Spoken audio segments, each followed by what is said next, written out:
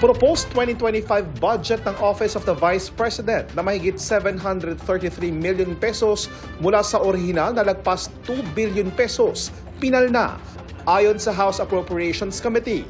Pero si Representative Zia Alonto Adyong na sponsor ng OVP budget, ayaw tawaging tapyas ang ginawa sa 1.3 billion pesos na ililipat sa DOH at DSWD. Sadyang may magkatulad lang daw sa mga serbisyo ng dalawang kagawaran at mga proyekto ng OVP. Naisip lang ng Committee on Appropriations na i-realign itong pondo na to dun sa mga ahensya. Magkakaroon lang ng mekanismo kung paano ito ma-avail ng Office of the Vice President at ma-identify nila yung kanilang mga beneficiaries at magamit itong pondos. Sinisika pa ng GMA Integrated News na makuha ang panig ni Duterte at OVP ukol dito. Revolution ang tema ng idinaos sa 9th Annual Digital Congress o DigiCon. Sa pangunguna ng Digital Marketing Association of the Philippines, layo ng 2024 DigiCon na paunlarin ang kaalaman ng mga profesional para makasabay sa pag-unlad ng teknolohiya gaya sa larangan ng e-commerce, brand building, digital transformation analytics at artificial intelligence.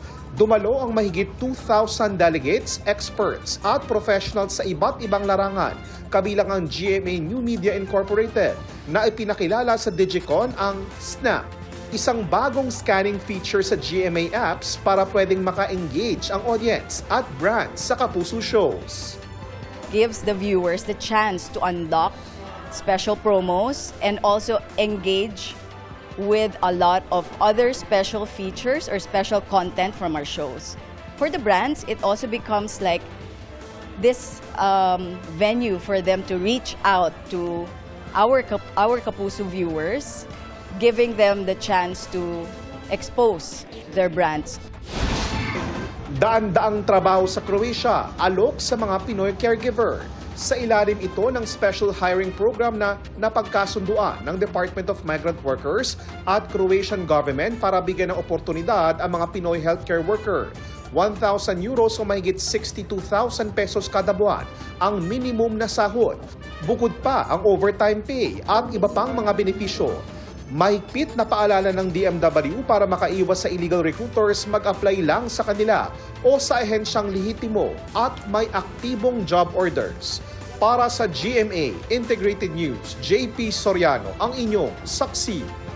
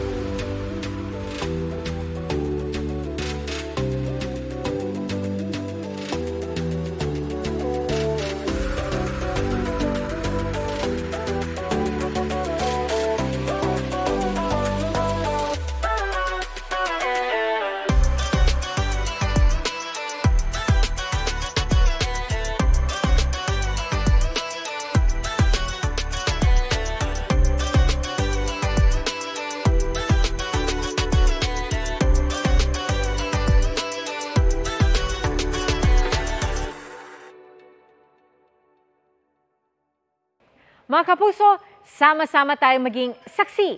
Mag-subscribe sa GMA Integrated News sa YouTube at para sa mga kapuso abroad, samahan niyo kami sa GMA Pinoy TV at sa www.gmanews.tv.